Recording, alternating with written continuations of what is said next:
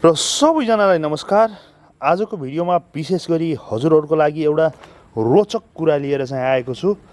विशेष गरी तपाईहरुले आफ्नो गोदामहरू बनाउँदै हुनुहुन्छ अथवा तपाईहरुले कुनै साइलेज राख्ने ठाउँहरू बनाउँदै हुनुहुन्छ भने हजुरहरूको लागि चाहिँ एकदमै उपयुक्त हुन सक्छ। र त्यो मात्र नभएर यसमा चाहिँ अर्को अचम्मको कुरा के छ भन्दाखेरि जतिसुकै जे गरे पनि यो ठाउँमा जस्तो बाहिरपट्टि अलिकति थोरै हजुरहरूले ध्यान दिनुपर्ने हुन्छ।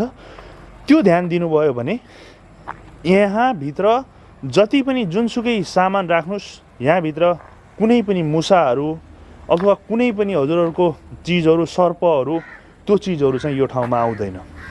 र त्यसैको बारेमा जानकारी दिँदैछु। यो भिडियो अन्तिमसम्म हेर्नु होला। सबै जानकारी दिनेछु, कसरी बनाइएको हुन्छ, के बनाइएको हुन्छ भनेर।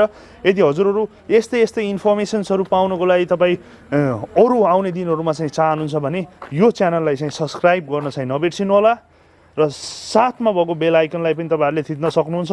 र मनैदेखि तपाईहरुलाई भिडियो मन पर्यो भने लाइक बटन चाहिँ थिच्न चाहिँ नबिर्सिनु होला।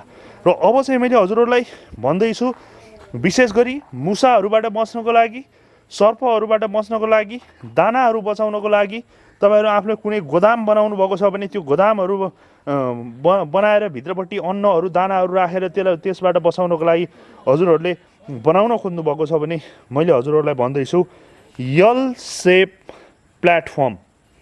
र यहाँनिर देख्न सक्नुहुन्छ हजुरहरूले विशेष गरी यल सेप प्लेटफर्मको बारेमा मैले कुराकानी गर्दैछु। चारैतिर वाल लगाइएको छ, चारैतिर तपाईहरुले वाल देख्न सक्नुहुन्छ। र तलपट्टिको सर्फेसमा चाहिँ पुरै प्लास्टर गरिएको छ, तलपट्टिको सर्फेसमा पुरै प्लास्टर छ। र भित्रपट्टि चाहिँ यसरी हामीले चाहिँ साइलेजहरू राखेका छौँ। तपाईहरुलाई देखाउन खोजिरहेको छु मैले यो साइलेजहरू राखिएको छ। र यो साइलेजमा कतैतिर पनि मुसाहरू केही पनि लागेको चाहिँ छैन। जस्तो घामबाट फाट्ने कुरा फरक हो, पानी भिज्ने कुरा फरक हो, तर यहाँभित्र कुनै पनि हालतमा चाहिँ मुसा चाहिँ आउँदैन। र यहाँनिर देख्न सक्नुहुन्छ यो पनि पुरै हाम्रो प्लास्टर गरेको छ, तलपट्टि पुरै सोइलिङ गरेको छ चारैतिर र वालै उठाइएको छ बिचबाट। अब मैले बाहिरपट्टिको सर्फेस देखाउन खोजिरहेको छु तपाईहरुलाई। यसरी जुन यो बाहिरपट्टिको सर्फेसमा चाहिँ यहाँनिर यसरी बाहिरपट्टि चाहिँ यल आकारको जस्तो यताबाट आएर तलपट्टि यल आकारको 90 डिग्रीमा चाहिँ यसरी चाहिँ राखिएको छ। हेर्न सक्नुहुन्छ पुरै यो चारैतिर हजुरहरूले चारैतिर हेर्नुभयो भने यो चारैतिर पुरै यल राखिएको छ। यल सेप छ यो पुरै स्ट्रक्चर। मैले यतापट्टि पनि देखाउन चाहन्छु। यस्तो खाले स्ट्रक्चरले विशेष गरी यहाँ पनि देख्न सक्नुहुन्छ यो पुरै यल सेप छ। यता पनि यतापट्टि पनि यल सेप छ, माथिबाट केही चिजहरू राखिएको छ। र यस्तो खाले स्ट्रक्चरमा मुसाहरू चाहिँ माथिपट्टि चाहिँ भित्रपट्टि छिर्ने गर्दैन। तर तलपट्टि चाहिँ ढलाइ अनिवार्य रूपमा तपाईहरुले गर्नुपर्ने हुन्छ है त। यो कुरा चाहिँ ख्याल गर्नुस्। जस्तो प्लास्टर गरिएको छ र माथिपट्टि यसरी टी जस्तो चाहिँ ल्याइएको छ। जस्तो यहाँबाट डाइरेक्ट हजुरले यसरी टेका चाहिँ लगाउनु हुँदैन।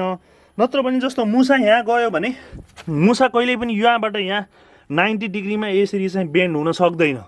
त्यही भएर यो खाले जुन हजुरहरूले देख्नुभएको छ यस्तो खाले स्ट्रक्चर, यस्तो खाले संरचना, जुन संरचनाबाट विशेष गरी मुसाहरू अथवा कुनै पनि जनावरहरू चाहिँ भित्रपट्टि तपाईहरुले गोदाम राख्नुभएको छ भने त्यो गोदाममा चाहिँ जान सक्दैन। सजिलैसँग तपाईहरु विभिन्न किसिमको मुसाहरूबाट चाहिँ बस्न सक्नुहुन्छ। र यस्तो खाले स्ट्रक्चरलाई भन्ने गर्छ यल सेप प्लेटफर्म भनेर। मैले चारैतिरको भाग चाहिँ हजुरहरूलाई देखाउन खोजिरहेको छु। चारैतिर टी आकारमा बनाइएको छ। तलपट्टिबाट पनि तपाईको अलिकति प्लास्टर जस्तो गरिएको छ वालमा। र यस्तो ठाउँमा विशेष गरी हजुरहरूले कुनै पनि साइलेज अथवा कुनै पनि चिजहरू जुनमा चाहिँ मुसाले अलिकति बढी सताउने गर्छ त्यो चिजहरू हजुरहरूले चाहिँ यसमा राख्न सक्नुहुन्छ। यी यतापट्टि पनि टी निकालिएको छ। र यसरी चाहिँ यस्तो खाले आकारमा बनाइएको जुन स्ट्रक्चर छ त्यो स्ट्रक्चरलाई नै यल सेप यानि कि जुन चाहिँ मुसाहरूबाट बचाउनको लागि राखिने यल सेप स्ट्रक्चर प्लेटफर्म भनेर भन्ने गरिन्छ। देख्न सक्नुहुन्छ हजुरहरूले है त। यसरी सामान्यतया मैले सबै कुरा कभरेज गर्न नसके पनि हजुरहरूले जहाँसम्म अलिकति बुझ्नुभयो होला भित्रपट्टि पुरै प्लास्टर गरिएको हुन्छ। यी तपाईहरुले देख्न सक्नुहुन्छ। साइडबाट चारैतिरबाट वाल हुन्छ, कुनै पनि पुवालहरू राखिएको हुँदैन। तर यतापट्टिको साइडबाट टी आकारमा चाहिँ यसरी निकालिएको छ। टी आकारमा निकालिएको छ, हजुरहरूलाई देखाउन खोजिरहेको छु। यो सबै वालको चारैतिर चाहिँ यस्तो खाले टी निकालिएको हुन्छ र यतापट्टि पनि देख्न सक्नुहुन्छ तपाईँहरूले यी तलपट्टि पनि टी आकार निकालिएको छ यसरी यहाँ पनि। र यो भित्र कुनै पनि हालतमा चाहिँ मुसा जाँदैन। मुसा नजानु भनेको भित्रपट्टि भएको सामानहरू चाहिँ सुरक्षित हुनु हो। तर अरू जस्तोसुकै स्ट्रक्चर बनाए पनि त्यसमा चाहिँ मुसाहरू छिर्ने गर्छ। लाखौँ रुपियाँको तपाईँहरूको सामान चाहिँ नोक्सान गर्न सक्छ। र यसरी यल सेप प्लेटफर्म बनाएर तपाईँहरूले विभिन्न खाले जस्तो ठुलै गराउनुपर्छ भन्ने पनि छैन, देख्न सक्नुहुन्छ यहाँ ठुलै गराउनुपर्छ भन्ने पनि छैन, सानै गराउँदाखेरि पनि हुन्छ। र यसरी भित्रपट्टि आफूले चाहिँ विभिन्न खाले सामानहरू, कृषि उपज सामानहरू, मुसाले नखाने सामानहरू चाहिँ यसरी भित्र सही तरिकाबाट बचत गरेर राख्न सक्नुहुन्छ। र आजको भिडियोबाट चाहिँ हामी बिदा हुन्छौँ। हस्त नमस्कार। केही न केही इन्फर्मेसन पाउनुभयो भन्ने मलाई आश लागेको छ है त।